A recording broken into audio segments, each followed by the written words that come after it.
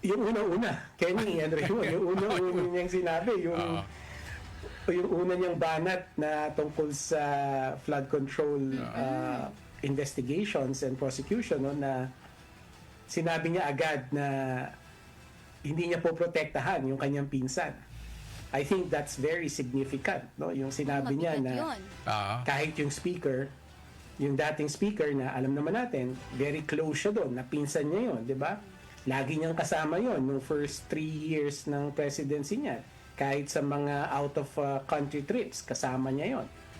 Pero una niyang sinabi na kakasuhan na, posibleng maaresto na, posibleng makulong na, at hindi niya puprotektahan, di ba? At nasabi pa niya, hindi ako pangulo ng pamilya ko. So, I think that to me is very significant kasi it signals, no? It signals to everybody na yung ombudsman ngayon will have basically a free hand na tugisin lahat ng involved dito sa flood control issue na to, including allies and family relations of the president. Oo, Yan. Prof.